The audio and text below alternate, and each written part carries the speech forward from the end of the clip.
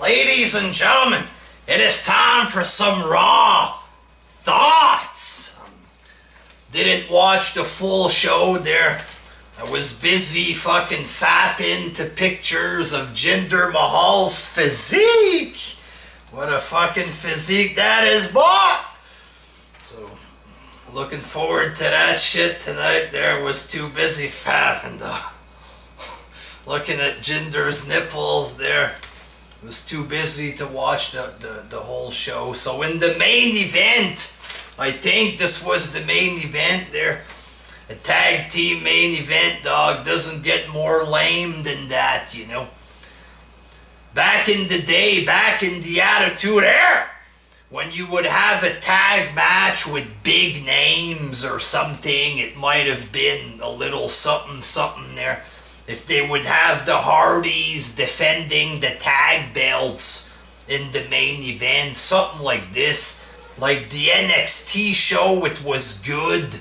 It was very dramatic, but just some throwaway tag match that doesn't really matter there. That's when the ratings tank a little bit there. So Joe got the win in this match. He finally got a win over Seth Rollins, but it's a tag match, so it's pretty much worthless or whatever.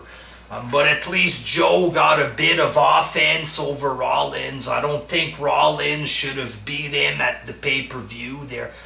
And Seth Rollins in general nowadays, I think the man is a little bit boring there. This whole King Slayer gimmick or whatever the fuck it is.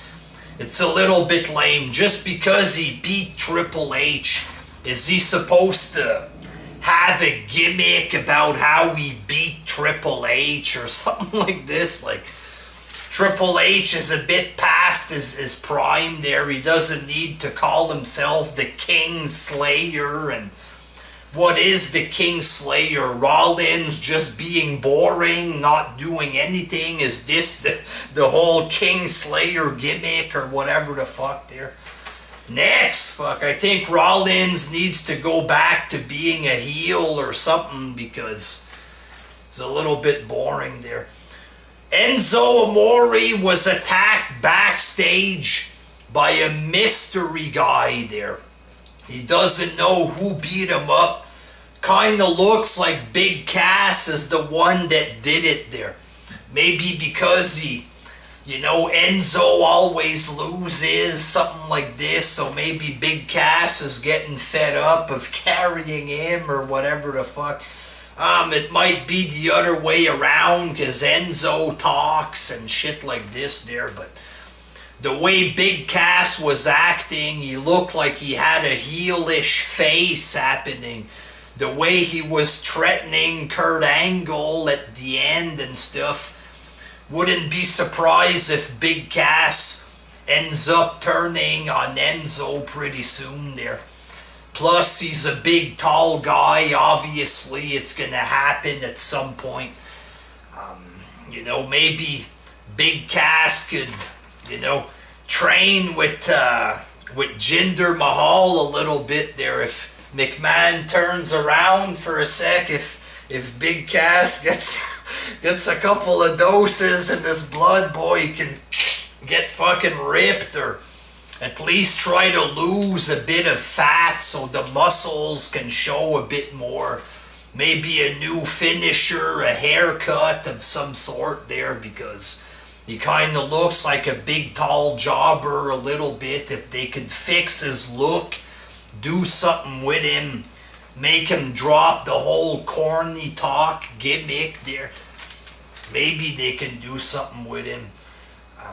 And you had a promo with Finn Balor and Paul Heyman.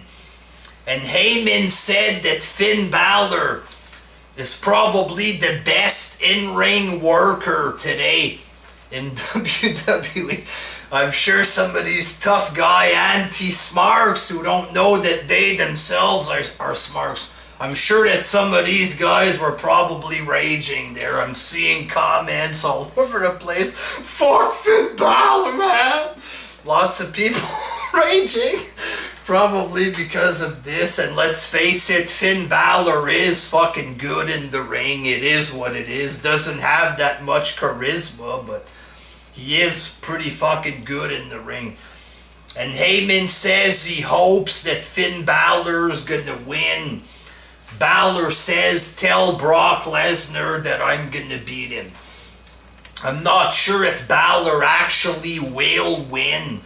If he does, and he does go on to face Lesnar, I have zero problem with this match. 2 reasons. Number 1, it's the fans who demanded to have this match. Lesnar was standing in the ring.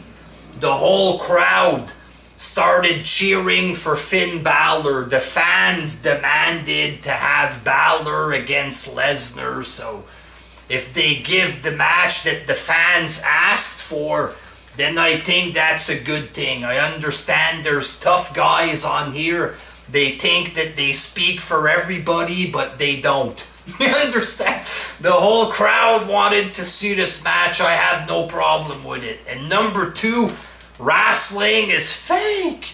Doesn't matter if Finn Balor is small and shit like this. If it turns out to be a good match and it sells tickets, then I'm all for it.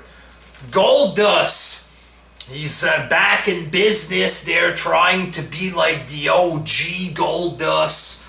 Stuff about he's in the director's chair again. He doesn't need a script. Stuff like this, the golden era, the golden age, something like that. I think what they should do is bring back Marlena as Goldust's manager. She looks a bit old there now, Terry Runnels, but she still got that shape, boy. A little bit of, you know, WWE people in the back putting makeup on her face there. She could still look good. The Attitude Era pervs would get excited. You have Goldust come out with his robe and his wig from the old days. Maybe a run with the Intercontinental title, I don't know, but got a feeling it's just going to be a crap feud with R-Truth, with nothing, no substance, but whatever. And Matt Hardy defeated Sheamus. He got to choose the stipulation. And they're going to be fighting in a steel cage at the pay-per-view. So that should be good, I guess.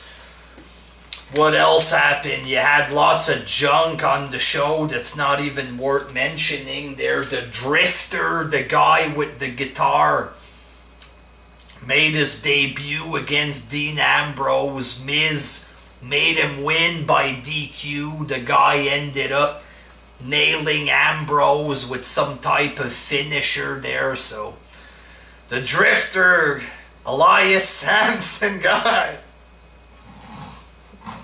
he played his guitar. I mean, Alexa Bliss beat up Mickie James with the kendo stick again.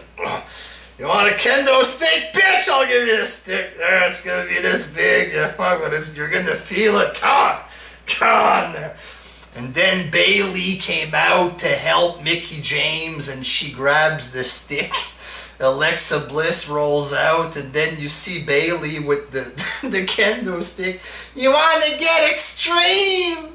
You want to get extreme, Alexa? Bayley is like the opposite of extreme, you know what I'm saying? So yeah, this Raw, lots of crap on it there. I guess they didn't have much story to advance on this show, so you had lots of throwaway garbage and stuff like this, but a couple of okay moments there. Looking forward to tonight. Jinder Mahal, baby. Gonna see what they're gonna do there. I have a feeling the ratings are gonna spike a little bit, you know, just for the shock factor to see what he's gonna do with the belt or whatever. Should be exciting, dog. The Jinder Mahal era, the Maharaja. Until next time, peace.